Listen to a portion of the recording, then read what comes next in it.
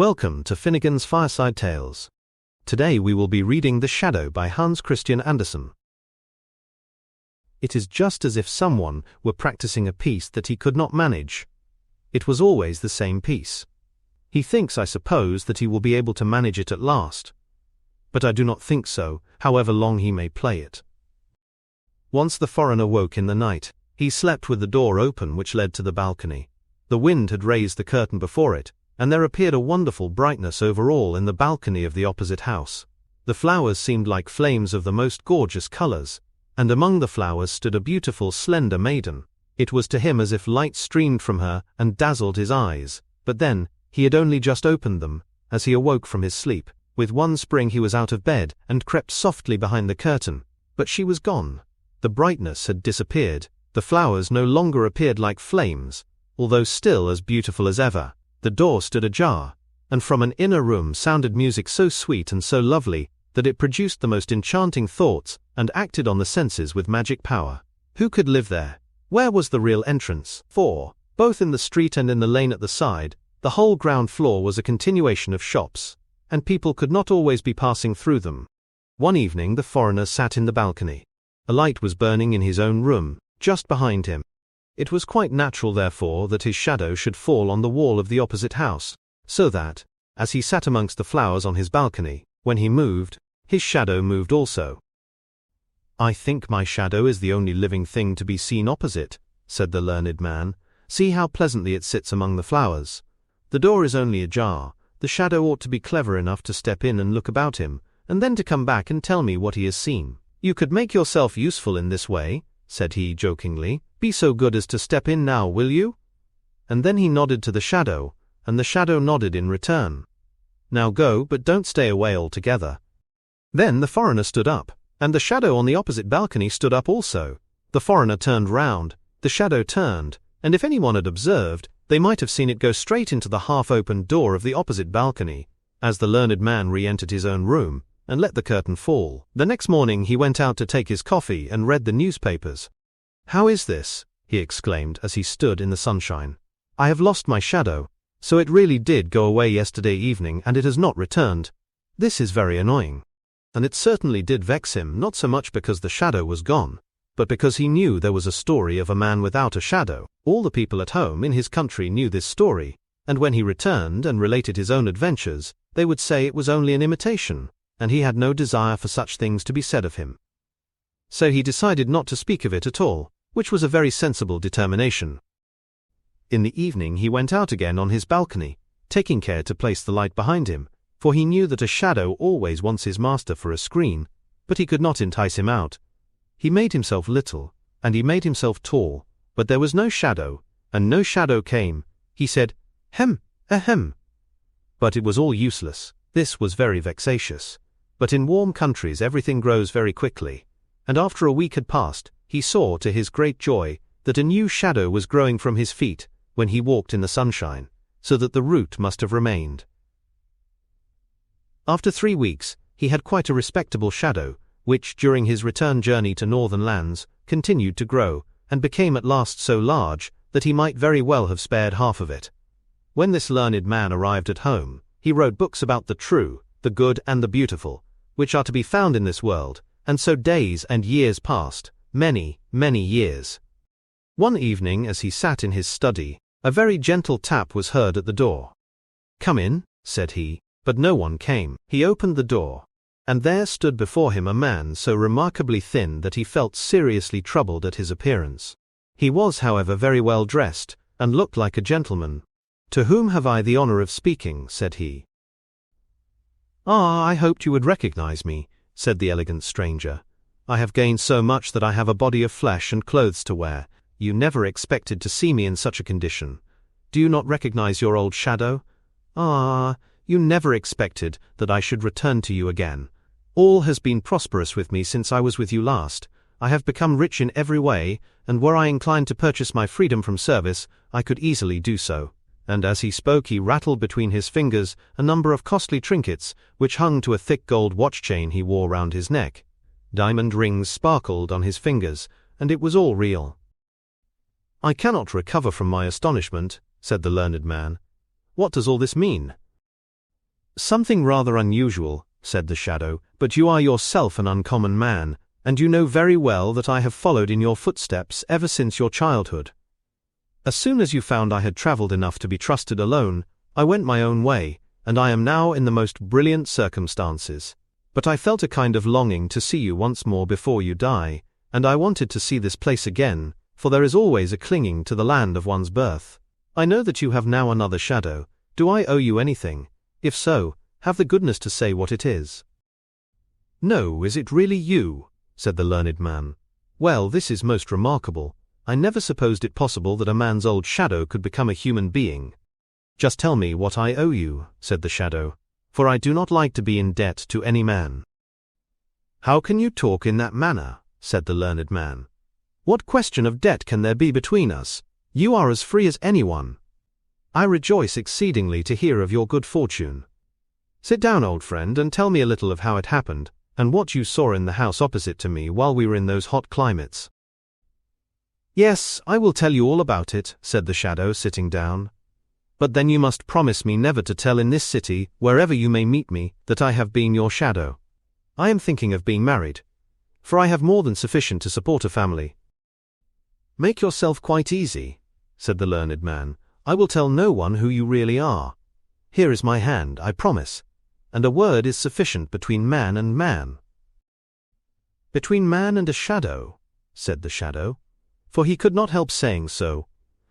It was really most remarkable how very much he had become a man in appearance. He was dressed in a suit of the very finest black cloth, polished boots, and an opera crush hat, which could be folded together so that nothing could be seen but the crown and the rim, besides the trinkets, the gold chain, and the diamond rings already spoken of. The shadow was, in fact, very well dressed, and this made a man of him. Now I will relate to you what you wish to know, said the shadow, placing his foot with the polished leather boot as firmly as possible on the arm of the new shadow of the learned man, which lay at his feet like a poodle dog.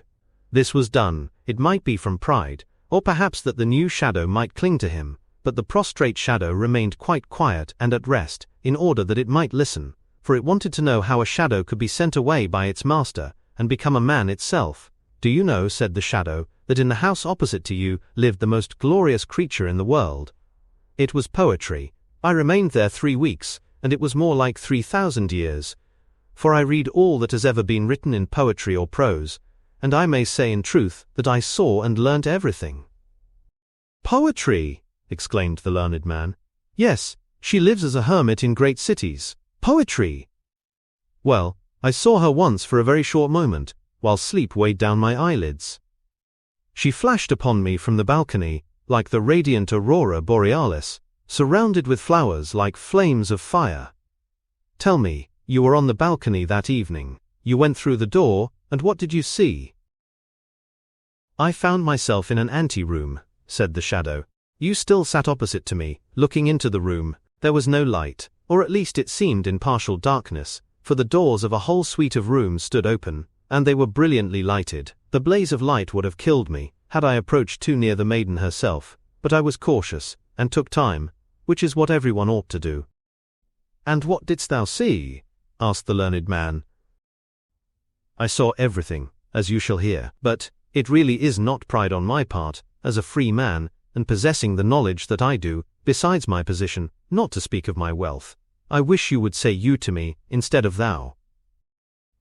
I beg your pardon, said the learned man. It is an old habit which it is difficult to break. You are quite right. I will try to think of it. But now tell me everything that you saw. Everything, said the shadow, for I saw and know everything.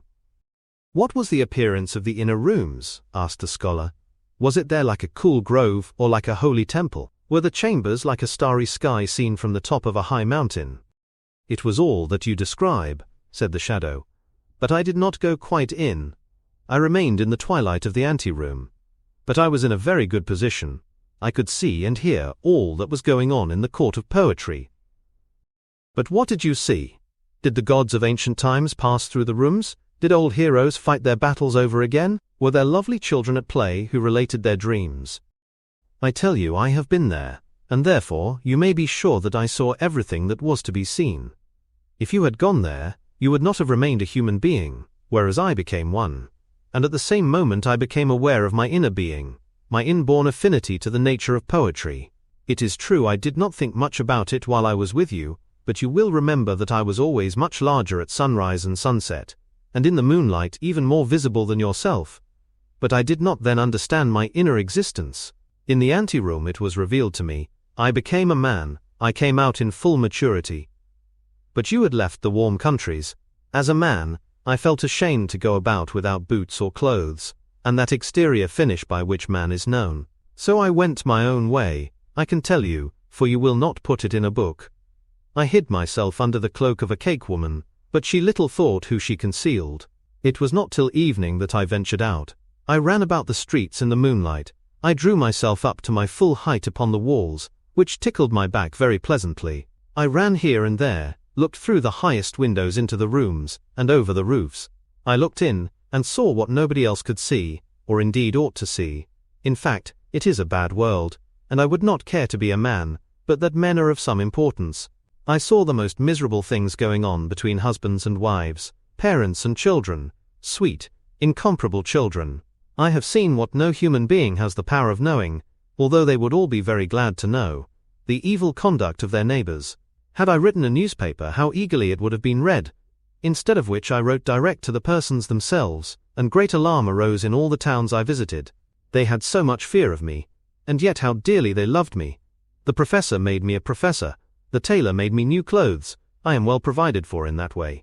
The overseer of the mint struck coins for me. The women declared that I was handsome, and so I became the man you now see me. And now I must say adieu.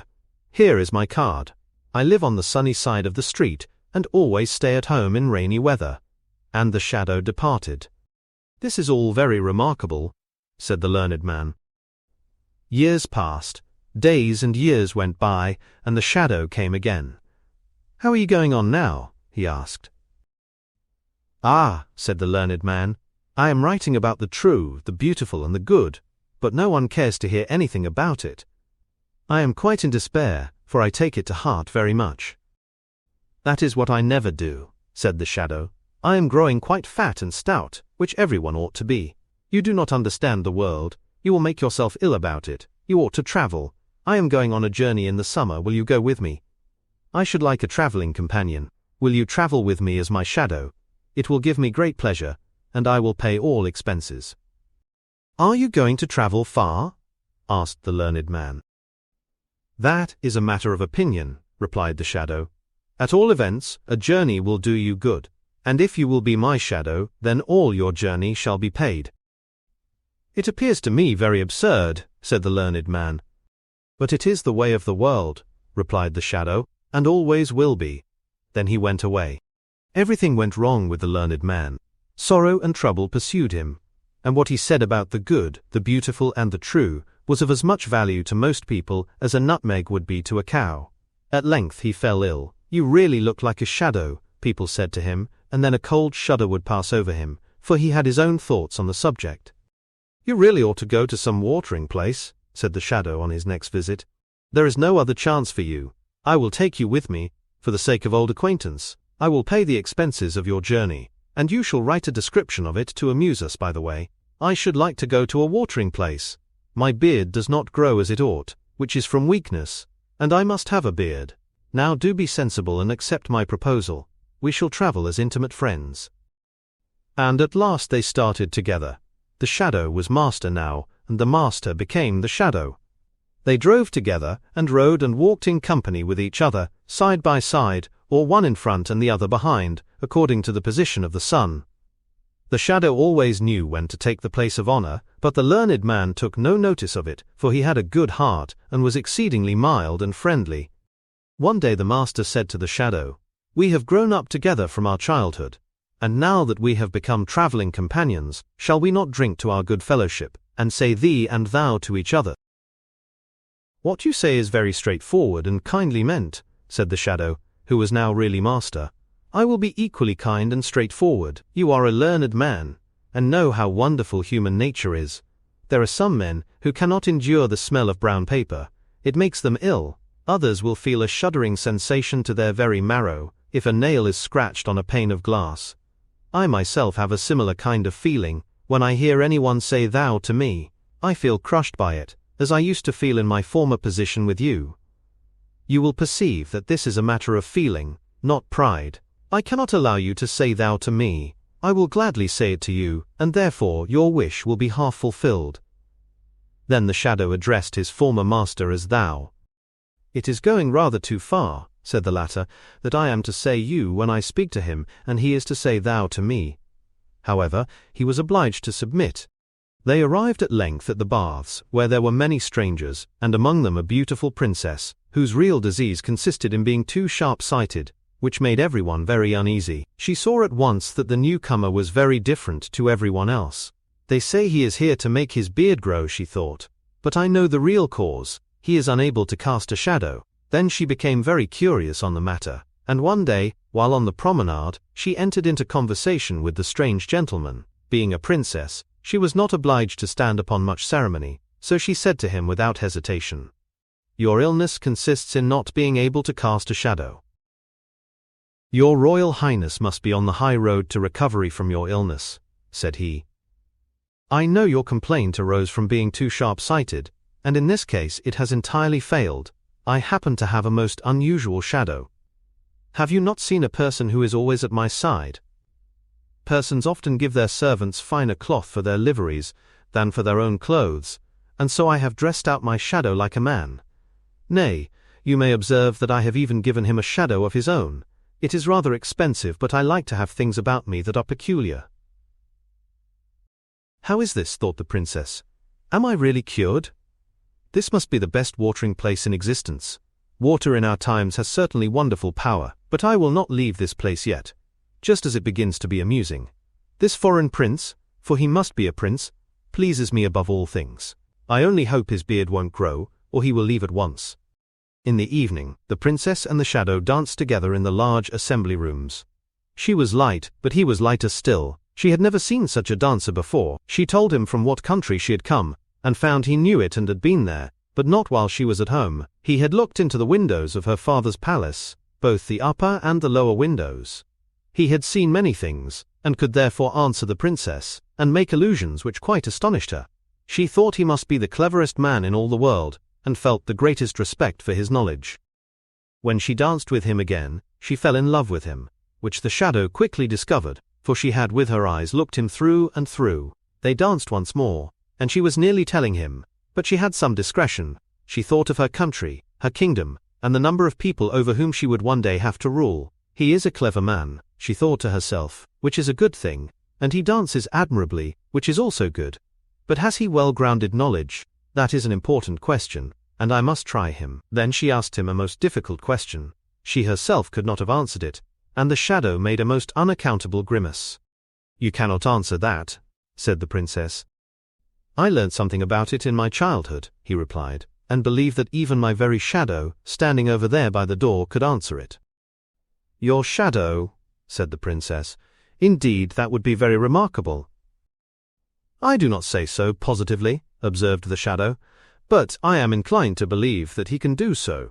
He has followed me for so many years, and has heard so much from me, that I think it is very likely. But your Royal Highness must allow me to observe that he is very proud of being considered a man, and to put him in a good humor, so that he may answer correctly, he must be treated as a man." "I shall be very pleased to do so," said the princess.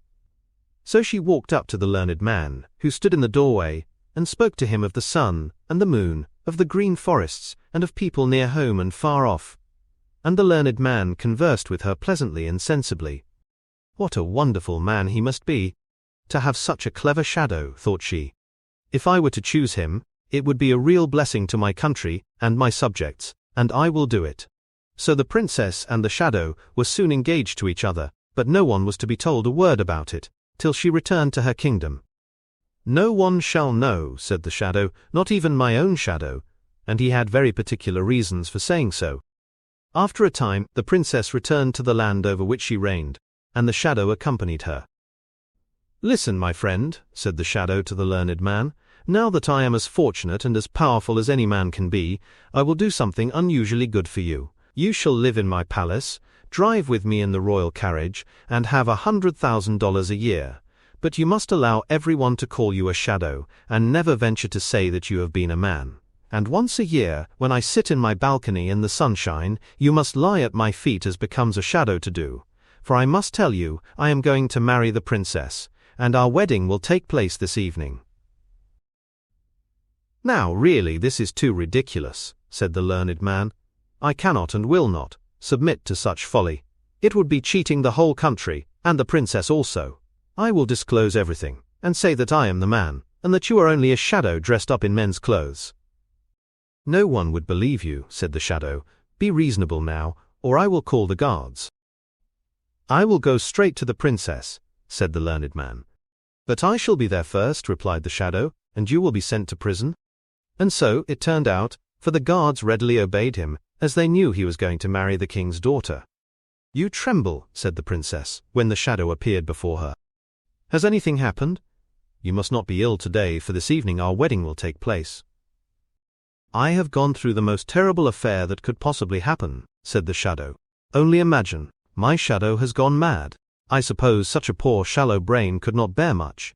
He fancies that he has become a real man, and that I am his shadow." "How very terrible," cried the princess. "Is he locked up?" "Oh yes, certainly, for I fear he will never recover." "Poor shadow," said the princess. "It is very unfortunate for him. It would really be a good deed to free him from his frail existence, and indeed when I think how often people take the part of the lower class against the higher, in these days, it would be policy to put him out of the way quietly." "It is certainly rather hard upon him, for he was a faithful servant," said the shadow, and he pretended to sigh. "Yours is a noble character," said the princess, and bowed herself before him. In the evening the whole town was illuminated, and cannons fired, boom, and the soldiers presented arms. It was indeed a grand wedding. The princess and the shadow stepped out on the balcony to show themselves, and to receive one cheer more, but the learned man heard nothing of all these festivities, for he had already been executed.